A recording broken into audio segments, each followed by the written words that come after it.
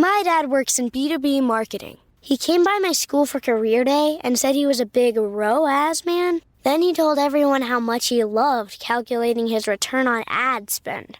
My friends still laugh at me to this day. Not everyone gets B2B, but with LinkedIn, you'll be able to reach people who do. Get a $100 credit on your next ad campaign. Go to linkedin.com/campaign to claim your credit. That's linkedin.com/campaign. Terms and conditions apply. LinkedIn, the place to be, to be. Welcome to Mind Love Premium, episode 93. Today's episode is all about how debate teaches us to listen and be heard. Two crises in our public conversation. One is the really visible crisis, which is our arguments suck often, and they're loud and they're divisive and they're painful. But the hidden crisis is the decision that many of us make in watching those spectacles, which is a silent resolution that it's just not worth it. So we gravitate towards people we agree with. And it's in those echo chambers, as you say, that misinformation proliferates, where without challenge, our views tend toward the extreme. But I think it's also a kind of a lonely life when you shy away from the vulnerability that's required to engage in a real disagreement and the courage that it takes to submit your ideas up for a kind of a review and to hear an alternative. It's a new day, a new episode, and a new opportunity to subscribe to the podcast. If you're listening for the first time, don't forget to hit the subscribe button so you always know about new episodes. Plus, it makes you one of my favorite people. Because the more subscribers I have, the more I attract amazing guests to help better serve you. So don't forget to subscribe. Do you shy away from arguments because they're just not worth it? Or do you run toward them, get nowhere, and then feel like crap wishing you hadn't? I do both. Totally depends on my mood. But I will say, these last 2 years have taught me a lot about what not to do. We've gotten to a point where it feels like most arguments worth having aren't worth it. And what kind of oxymoron is that? If it's an argument worth having, shouldn't it definitely be worth it? But what I've found is that so many topics have so much emotion behind them, or dare I say programming, that both sides become blindsided by their talking points and stop being able to see outside of them. There's not just downsides to this. There's real dangers, like families being disconnected in a way that's unrepairable, mob mentalities and tribalism, echo chambers that lead to all of us having more extreme views. I think that last one is the most ominous of all. Because without healthy debate, our opinions and beliefs go unchecked. I've flopped sides on a ton of different things. And no, not because I'm indecisive or easily swayed, but because I try to remain open-minded and actually listen to counterpoints. And sometimes a good, well-rounded argument can open me up to new beliefs. It's actually something I'm proud of. But rarely does that happen in a heated argument. Both sides get tunnel vision. It stops being about two people having a discussion and becomes two people shooting off talking points until they slay their opponent. No one budges, and both people leave kind of hating the other person. Sounds healthy, right? So how do we get to a place where we respectfully converse? A place where we can come together and shave off the extremities in both of our views and meet somewhere in the middle. Even if that middle ground is just accepting that the other person is different. Well, that's what we're talking about today. And our guest is Bo Seo. He's a 2-time world champion debater and a former coach of the Australian national debating team and the Harvard College Debating Union. He is one of the most recognized figures in the global debate community, and now the author of Good Arguments. So 3 key things we will learn are how we screw ourselves in free-flowing arguments, how to break through deadlocked conversations, and how to bring in empathy in times of disagreement. Before we go deep today, I want to give you a little gift, and I want to give it to you every single day. It's called the Morning Mind Love. I know how life can be. You're all fired up after an inspiring episode, and then a new day or a new challenge comes at you, and it's just hard to keep up that energy. Well, the Morning Mind Love is kind of like an oracle from your higher self to help you start each day with a positive focus. Plus, when you sign up, you get 2 free gifts, a 30-minute binaural meditation and 30 days of journaling prompts to help you remember who you truly are. And it's all completely free. So join over 9,000 people and go to mindlove.com to sign up or text the word morning to 33777.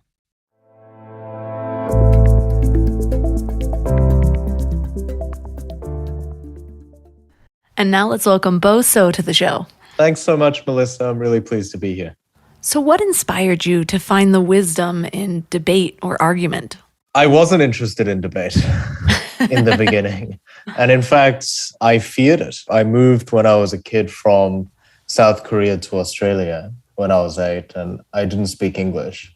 You know, if adjusting to real life conversation was hard, adjusting to arguments was really hard because you're feeling marginal as it is. You're feeling like you're barely welcome in a place. Your differences feel very visible to you. And the idea that you would want to participate in a disagreement and to try and fight or argue with the people around you sounded kind of crazy. So actually, I decided not to do that. But in the 5th grade, my elementary school teacher made me a promise, which is that in debate, when one person speaks, no one else does. And for someone who was used to being spoken over and interrupted and spun out of conversation, that sounded irresistible, really. So that's where it started for me. And I think in terms of what it means for the rest of us, the fact that we're different from other people is just our reality, but that we must coexist is also our reality. And I think debating gives us a set of tools to be able to do that better so that we're able to express ourselves, to be heard, and to work out the differences that we have with other people. But I think for me, it starts with, as it did for me, it gives you a space to be heard. I love that. It's such a timely topic because everyone can feel how divided we are. Certain topics are just so heated. And so you can almost see an evolution of people really engaging in that debate. And there's always going to be those people, but so many over the last 2 years have stepped back because they don't feel like they're making any progress. They don't feel good at the end of it. They don't change each other's minds. So it's like, what's even the point? And so then we're all sitting here with our own ideas, not talking to each other about them. And so we're just in our echo chamber even more and more and more to where we cannot, I don't think one person can really say for sure if their beliefs right now are completely normal or like valid or whatever, because we have been just in these echo chambers so much. And we're just on Zoom. I know. We're like on a Facebook comment thread and you're like, oh my gosh, like, just wait why till do the you hate me? avatars come, you know? Oh my gosh. Yeah, in real life or sort of real life where we think real life is behind these big goggles or whatever. Gosh. I mean, I share that view completely, Melissa. And, you know, I sometimes talk about it as 2 crises in our public conversation. One is the really visible crisis, which is our arguments suck often, you know, and they're loud and they're divisive and they're painful. But the hidden crisis, which I think is the one you're referring to, is the decision that many of us make in watching those spectacles, which is a silent resolution that it's just not worth it. You know, and so we gravitate towards people we agree with. And it's in those echo chambers, as you say, that misinformation proliferates, where without challenge, our views tend toward the extreme. But I think it's also a kind of a lonely life, the life that you lead when you shy away from the vulnerability that's required to engage in a real disagreement and the courage that it takes to submit your ideas up for a kind of a review and to hear an alternative. And I think maybe, you know, when I think back to the kid that I was, when I decided to shy away from disagreements, and it's that experience that makes me think it's a kind of a crisis when many people make that decision. Among all the other things, one of the things that I felt was a loneliness to that life. And I think we can do better than that. Yeah. And I feel like we need to be able to come to the middle and kind of shave off some of the extremities of each side's belief. beliefs, because I mean, both sides, if you spend enough time in it, you're like, that's kind of crazy. And then you spend more time in it and you're like, well, I can see why they think that. Like, there's plenty of evidence on both sides. But I think one of the biggest things is that our emotions start to rise, and then we're not thinking in a logical brain anymore, and we're just heated and emotional. And one of the points that you make is that half the time we don't even actually know what we're arguing about. And that's one of the things that debate or the structure of debate solves. Tell us more about that. So one of the big lessons of debate is that every disagreement needs to start with some amount of agreement. And that is, first of all, agreement about what we're actually arguing about. And this especially comes through, in intimate relationships with family, where there's a million things you could disagree about at any given time, right? Even if you just mentally tour your house right now, you could probably argue about the dishes in the kitchen and the socks in the bedroom and then the bathroom that hasn't been cleaned and so on and so on. And so it's not productive when you're trying to have all those discussions in one go, right? And we've all been in these situations where it was a discussion about who's taking the dog out for a walk, but then all of a sudden it becomes, and then you know what your mother-in-law or father-in-law did to me the other day, or it's about the way you looked at me funny last Saturday, and all of a sudden it spirals out of control. So debate starts with naming what the debate is about, what the discussion is about, and saying, there may be any number of discussions we have to have in the future, but we're going to kind of start with this conversation and we're going to sort this out before we talk about something else. And so if we take a real life example with that, I'm thinking of the times I've snapped at my husband or something like that, where he might think it's something small, like maybe he said he'll do the dishes, and which I don't know why I'm bringing this example up because he does the dishes more than I do, but whatever. So he'll like say he's going to do the dishes, doesn't. And then in my mind, the reason I get emotional isn't because of that one thing. It's like my mind starts to collect any other time that I've even sort of felt this way, to where then I'm like, well, in 2015, he did this. And suddenly I'm collecting these things. And it's not even fair, because sometimes it might seem like all of these things happen all the time, but it might even be like once every 6 months. But for some reason, that's how I'm reacting. So how would you recommend in a case like that, because I know it happens so often, that you have the discussion to like, well, we need to drill this down to one thing, because the moment that you tell me, an angry wife, like, we're only arguing about this, I'm like, no, because I'm mad about all these other things now. Yeah, definitely. And I think it starts as a conversation, right? So you react about the dishes, and then I might respond, wait, is this really about the dishes? Or are we talking about all the other times where I've done something similar or where you felt this way? And you might respond, actually, it probably isn't just about the dishes. It is all about all those other times. And that's a really helpful little small bit of agreement, isn't it? Because then you don't get into this mysterious situation where, why is this person overreacting to the dishes? Because it's not really about the dishes. So I think there is this, in some forms of sport, like especially contact sport, there's a moment where you fist bump, or there's a little bit of contact that happens before the actual sport unfolds. I think it's a bit like that. Have we come to some common understanding here before we are launching into something that could otherwise be this wild, uncontrollable fire? That makes so much sense, because it's not saying that you can't bring those things in. If that's the thing that you have to get to the bottom of, that's the thing you have to get to the bottom of. And also, what having to come to this agreement first does is it helps both sides get clarity. Because on one hand, my husband might not know that I'm bringing in all of these past experiences to this argument. On the other hand, I might not even know that. Like, I feel emotional and I'm like, why? And recently my husband and I have both been doing the 7 layers deep thing, like whether it's goals or whatever, just asking why is that important? Now, why is that important? Yeah. And so I was thinking about that in the context of figuring out what that topic it is. It's like, well, why are you so upset about those dishes? what else is coming up? Why are you attaching this to it? What do these things have in common? And so suddenly I go from just reacting emotionally to being really clear as to why I'm upset, able to look at it through that lens. I might still be upset about it, but at least I know how to resolve it because I know what I'm talking about. I love that. And I think one of the things that my background in debate has made me very sensitive to, and one of the things that I'm trying to accomplish with the book, is say, you want to keep an eye on what you're saying within the conversation.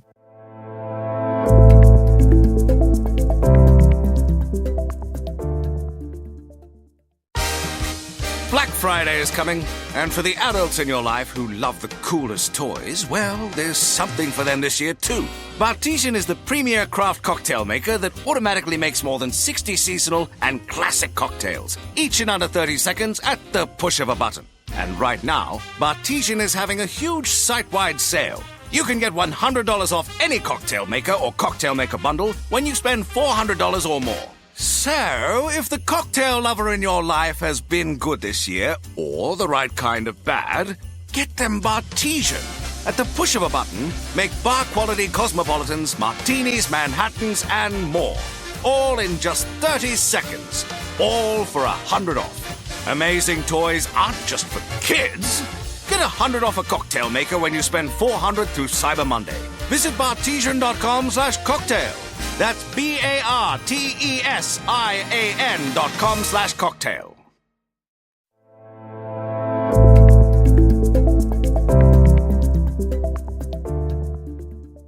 My background in debate has made me very sensitive to, and one of the things that I'm trying to accomplish with the book is say, you want to keep an eye on what you're saying within the conversation, but you also want to keep the other eye on how that conversation is going, And so looking at the quality of the conversation in addition to what you're saying within it.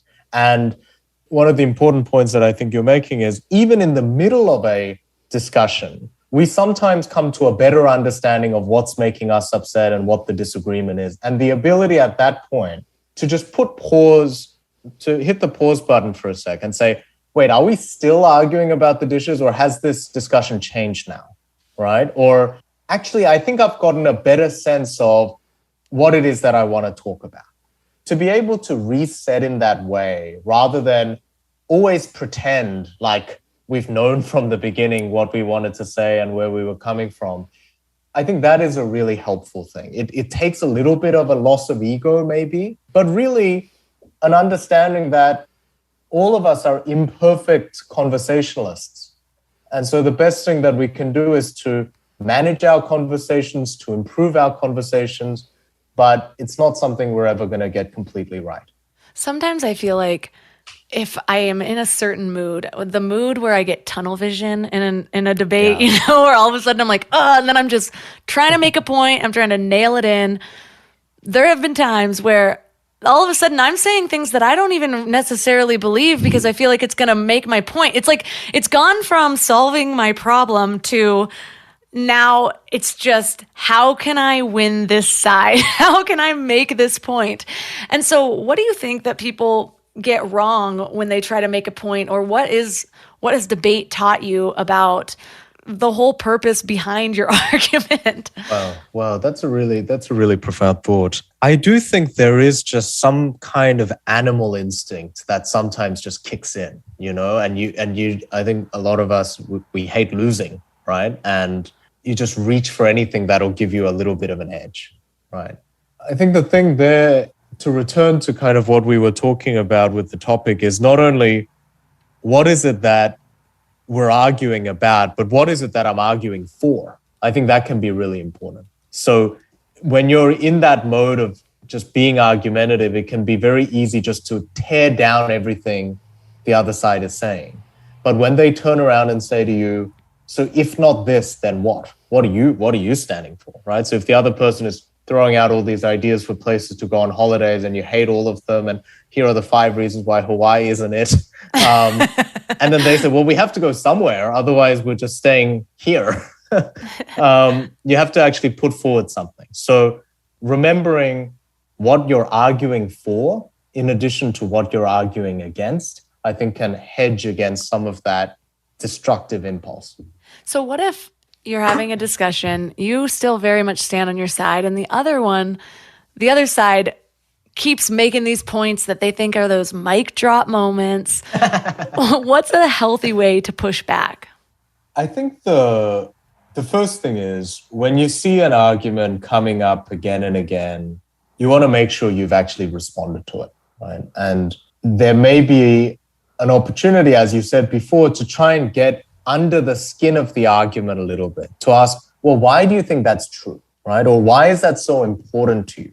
The truth of an argument and the importance of the argument tend to be the two things that are kind of like hooks, right, that people rely on. And that's why they tend to think that argument works and why it's persuasive. So asking a little bit, well, where are you coming from with that? Because you clearly really passionately believe it. I think that can be a kind of an important step. The second more broad point is I share your view that so many of our conversations feel kind of stuck and we're both sort of entrenched in our side, just shouting about the same thing again and again. And one of the skills that you learn in debate is after you've prepared your case, just before you go on, kind of in the last 5 minutes, you take out a new sheet of paper and you try and come up with the best arguments for the other side. Or you look back on your own speech and you do it through the eyes of the opposition and you try and find the different flaws. And so in that situation you're describing where people feel very stuck in their ways, introducing those elements of play and role play and putting yourselves in the other person's shoes can often break the impasse. That makes a lot of sense. I think so often we forget to even listen to the other side. And the danger in that for me is constantly reminding myself, I'm not here to get my point across to everybody. Like, my goal in life is to find the truth. I want to learn. And there have been many times that I've been in a debate and then somebody finally says something and I'm like, oh, I see why you think that. I've flopped sides on a number of different things once I actually understood what the other person believes, but we often don't even seek to see that because all we want to do, the main goal is to just sort of cut somebody down. And in doing that, especially through the online medium, we completely lose empathy. And I know that one of the points in debate is that it's not just what you say, it's also how you say it. So how does that affect the conversation and what do we need to look out for? That seems very true to me. And one of the dangers of online debate is you're actually kind of indifferent to the person you're talking to. You're almost talking past them to address an audience that already kind of likes you and wants to see you tear the other person down, essentially. And I don't think you have a hope of persuading the person right across from you, if that's your aim. If you're using them as a means to get clout or to get applause. And one of the things that I learned, and one of the things that I see a lot in debate, is a lot of the people who tend to do really well tend to be kind of marginal figures, and not just for racial reasons or linguistic reasons, as it was in my case, or gender or any of the other ascriptive characteristics, but they're just they're sort of wallflies, they're sort of the odd ones out. And I sort of puzzled over that and why that might be. And I think one of the reasons is because those people learn to listen. They learn to read a room before they ever said anything. They learn to see where a conversation was at before they inserted themselves into it, often just to stop themselves from getting hurt.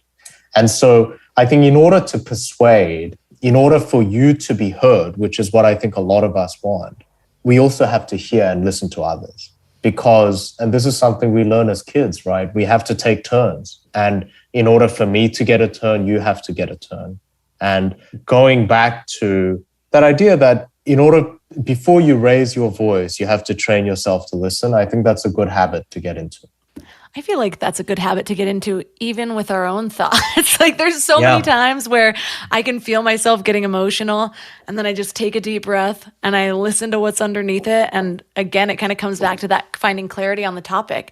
I do that when I experience inner turmoil. A lot of times I'm Yeah. like, oh, I'm anxious, or I'm suddenly snapping at somebody. And then I'm like, well, what's really going on underneath these layers? And so not only is it important to give each other that space, but just to give ourselves that space as well. I love that so much. And, I was a newspaper reporter and obviously working as an author with this book. And the process of writing does that cooling for me often, because you think you're possessed of a certain view and then the sentences just don't come out right.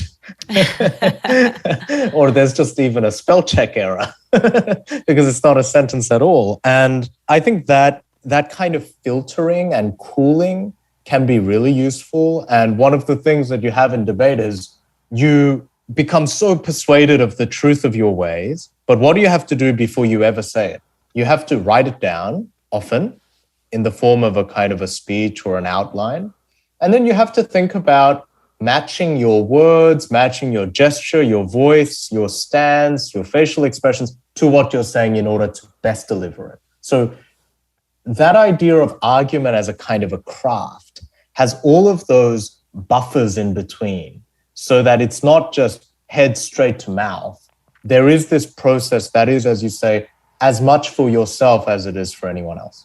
That reminds me of a public speaking program I did a couple years ago, one of the best in the world. It was such an amazing experience. And I learned so many details that I had never known before, where sometimes you see somebody on stage and you're like, how is it that I'm so captivated by this person? Yeah. And I'm looking back at the topic and I'm like, yeah, there were some jokes and it was a good storyline that I'll remember and everything, but what really makes it stand out? And then you find out that people stage the entire speech. They stand at certain spots on the stage if they're talking about the future versus the past. And if they go back to talk about the past or to talk about a specific moment, they'll go back to that spot of the stage that they introduced that topic. So many things, and the hand gestures. And so we don't often realize how important our body language is, or our facial expressions, or even our tone.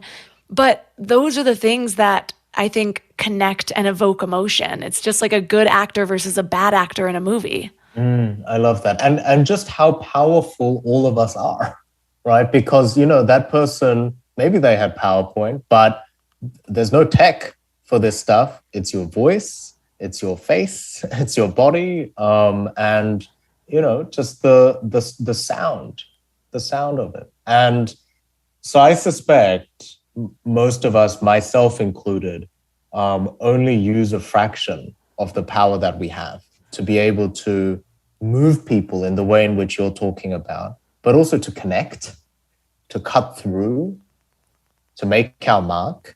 And debate is obviously not the only toolkit that people need in order to do that. It only illuminates, as I say, a fraction of what we're capable of, but we probably have to go fraction by fraction. To me, it just highlights the importance of mindfulness, because that's what so much of this is. It's bringing awareness to all of these automatic processes, to our default movements, tones, speech. And so with all of these steps that we're talking about taking the pause to get clear on what you were even talking about, to notice your facial expressions and your tones, to bring intention towards those. Like if there's a conversation or that you have often, maybe it's within your job and you're constantly meeting new families that you help or whatever. What does your face look like when you do that? What ways can you take some of this might sound extreme, but I could see it being helpful to even videotape yourself in certain times to see what that's like. And I have a few things on my mind lately. And one of them was, I was just listening to Thich Nhat Hanh saying how just a slight smile relaxes dozens of muscles in your face, and how much it can actually affect your mood when you just do something like that. Wow. And if you snap a picture of me when I'm not paying attention, I have the worst resting bitch face. So that is something that whenever I'm just taking a walk or doing something or feeling stressed, it's one of my mindfulness moves. I'm like, what do I look like right now when I'm feeling stressed? Can I just upturn my mouth a little, take a deep breath, drop my shoulders? Now how do I feel? Yeah. It's funny what we consider extreme.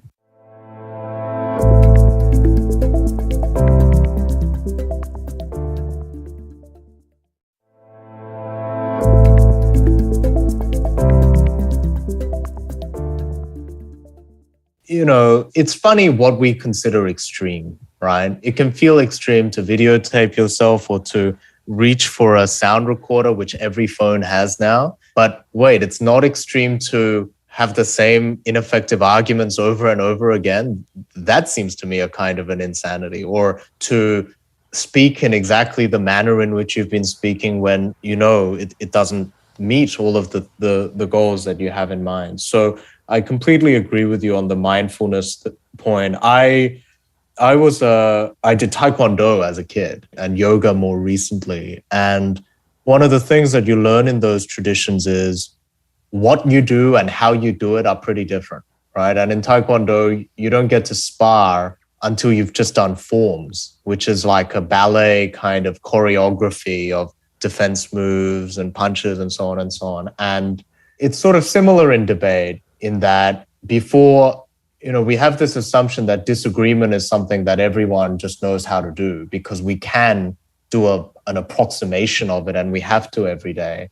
But to be able to practice making arguments, responding, using rhetoric, all of these things, the how of it matters just as much as what it is that you're doing. And that requires an element of artistry, it requires practice, and it requires mindfulness. My husband and I have been talking about this a lot because we have a 1-year-old, and all of a sudden I'm so hyper conscious about what patterns, behaviors, anything I have that I'm going to be passing down, because I just want him to have the least challenges possible, and I think all of us unlearn things that we learn from our parents, no matter how amazing they are and what great job that they did. And one of that my husband's always says is his tone. Like the joke with the family is his dad will be like, somebody will be like, "Why are you angry?" And he's like, "I'm not angry." He sounds angry. "Why do you think I'm angry?" As he says all angrily. He's just like, it's just the way he speaks. And so my husband is trying to bring awareness to that. But there's the energy that we carry is contagious. And so when we consider that it's not just about how you feel in the moment, even though that should be a pretty big motivator, because that's really all we have is how we feel in this moment. And so not only do we have more control over the way that we feel, which is basically our entire experience of life, but we have control over what we spread, the way we make other people feel, and then the ripple effect that we have, that has, where it's like, you kind of tell off the person who cut you off on the in the parking lot, then they go inside, they ram their cart into somebody, and next thing you know, everyone's crying. So, but I'm wondering though, we've talked a lot about how to engage in debate, have arguments in a more productive and a healthy way. But how do we know when it's just time to agree to disagree, to just like step back and be like, we're not going to get anywhere? And how do we do that without severing the relationship as much as possible? Yeah, absolutely. And I just love how you framed the question, because my best friend just had a baby. And I think we're sort of used to talking down what the power of language is now, and you often hear people say, unironically, you can never change other people's mind through argument or through conversation. And the minute I saw my friend's kid, I knew that's not true, right? Everything I say to this child, every bit of energy, as you say, I transmit, it's having an effect. I like that you're taking seriously just the importance of how it is that we carry our conversations. And in the same way that how we feel is sort of a description of how we're living, how we talk to one another is a very important part of how we live together. And I do think this is a hard question about when to know when to stop disagreeing, right? And I think if intelligence is a kind of a ability to disagree effectively, wisdom might lie in the decision to, or the ability to know when to start and when to stop. And in the book, I go through a kind of a checklist of saying we should engage in disagreements when the dispute at hand is real. It's not a kind of an imagined slight. When it feels important enough to have the disagreement, when it's specific enough. So to our point about arguing about everything, have we framed the debate in a way that's going to allow us to make progress? And do we feel that both sides are aligned in their objectives for wanting to be in the disagreement, as opposed to one person being there just to hurt the other person's feelings or something like that? And where those conditions are met, we might, or are not met, we might choose to not only not have the disagreement, but just defer it, right? To say, we'll come back to this another time. And so debate, I think of as one answer to a broader question, which is how do we disagree better? But it's not the only answer to that question. We can sometimes, and we have to negotiate, right? Or we have to just hear one another out without giving any response. And so there are lots of different tools that we probably have to have at hand. And being able to debate and disagree forthrightly is one of them. But being able to put that aside and say, okay, we're going to defer this conversation and try and find any amount of common ground so we can just act on that for the moment. Or we're going to do a give and take where I'm going to just lose the round to you on this one, but you're going to have to give me something down the line. I think that kind of judgment becomes really important in our day-to-day lives. We talked about how it's so important the way that we say something. It can even more so be than what we're saying. I'm wondering what the role of emotions is in debate, because on one hand, those emotions can be powerful persuaders. It can really get to the heart of something. It can, like we talked about, how all of your little facial expressions and tones and all that, emotion does that really well. But then emotion can also be a very slippery slope, or then you're too heated or you're too upset, and then it's easy to write off what you're saying. So where's the balance for that? And how do you make sure that you're kind of checking yourself along the way so that you don't teeter one way or the other? It's a wonderful question. And the way I think of it is emotion is an essential ingredient to good disagreement, but it's not the only ingredient.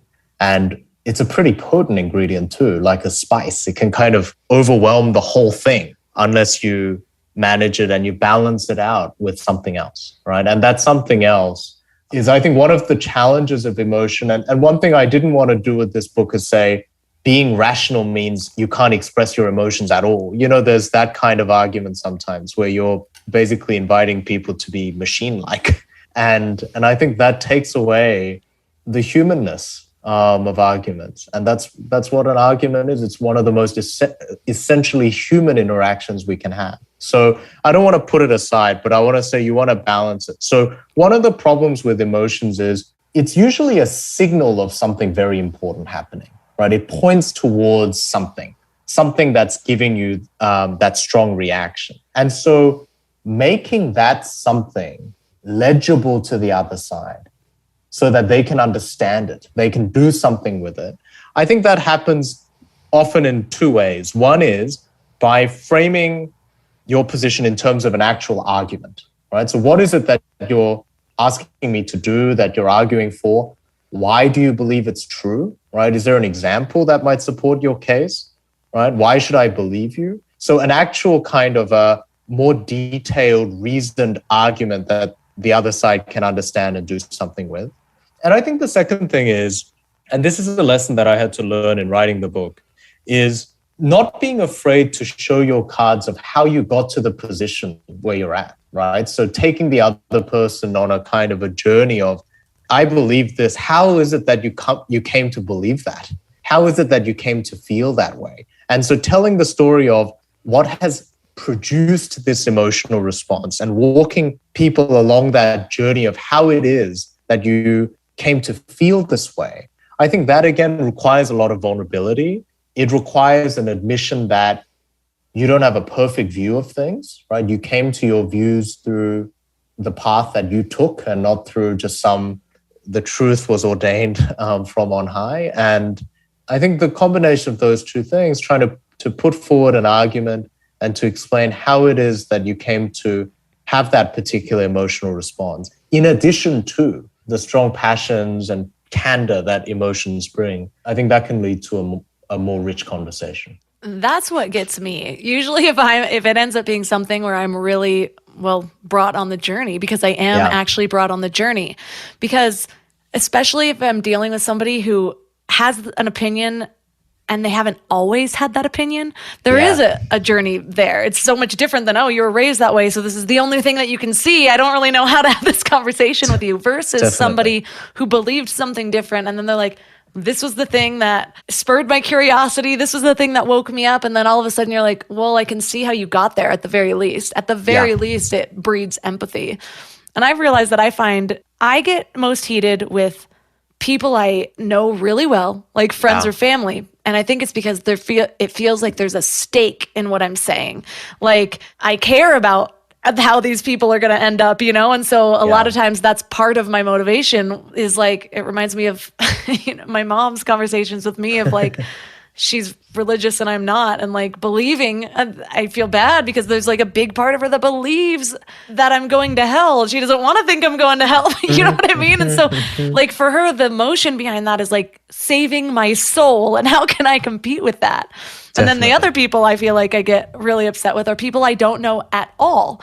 Those are like the people online. If I know you a little bit, for some reason I can just remain neutral. I can just listen to you talk. But then these people I don't know, and I think the reason that gets heated is because, as you said earlier, you're not even really talking to anybody. You're talking to all the people who agree with you, which is essentially saying that you're just building up your own ego. And so you have to win this argument because you're fighting for your ego. And it's like your belief of the world. And if that shatters, then what else is going to shatter?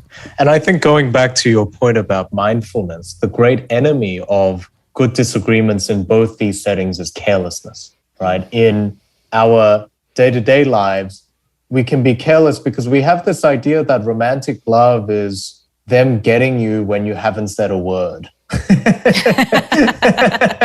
think that's like a tagline for a romantic comedy, And there's some sparkle in your eye that intimates all the things they might ever need to know. Wait, do you do Hallmark cards on the side? Luckily, there's no debater's line of Valentine's cards. But, that idea that they'll get you when you haven't even gone through the steps of organizing your thoughts and expressing yourself clearly, let alone putting it in the way that'll allow them to best understand it. It's a kind of a really absurd idea. And that coupled with, when it comes to our family and our loved ones, we often assume, well, you must agree with me because I've chosen to spend my life with you because we share things, right? And we usually have similar values. That's the whole point of us being together.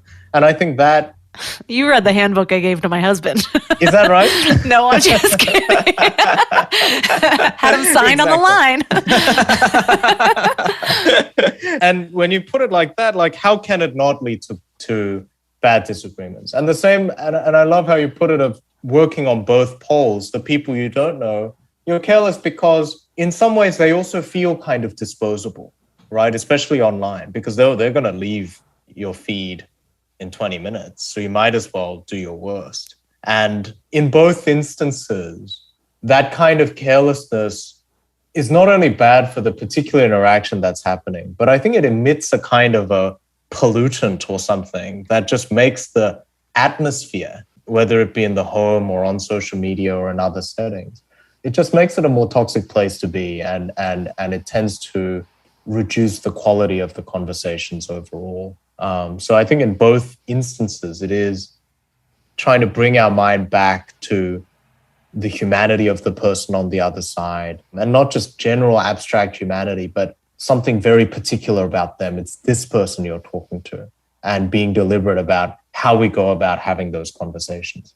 Well, I love to give listeners something to focus on this week so that they can really ground in what we've learned today, because there's so many good takeaways.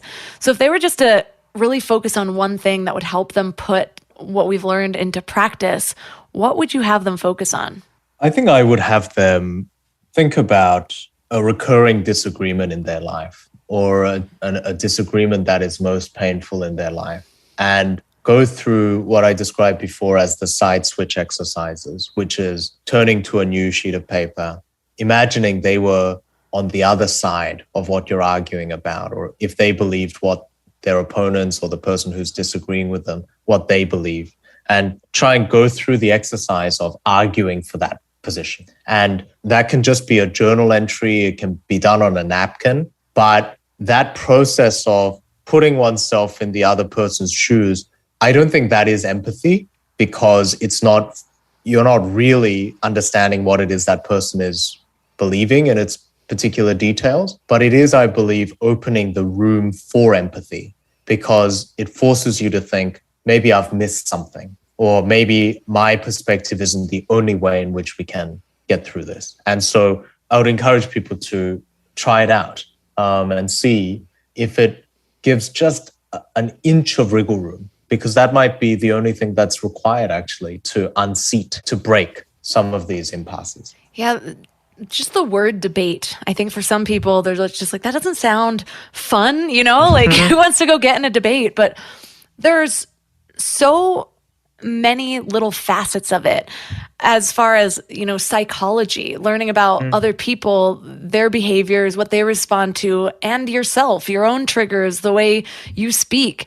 It involves self-regulation. It involves mindfulness. It's just mostly it has 100% to do with our ability to connect with one another, because we're not here to just find everyone who has the exact same beliefs as us. We're not going to have any friends if that's our expectation. Exactly. You're going to eventually find something that comes up. And yeah, you can live your life just shying away from all of those things, but there's going to be many instances where that's going to do you a major disservice, whether it's even just for your personal boundaries. And so to really learn how to have a healthy, productive disagreement or debate is just the skills that you learn from that filter through in so many other things. So thank you for all of the research that you brought here. And for listeners that are interested in learning more about you and your book, where's the best place for them to connect?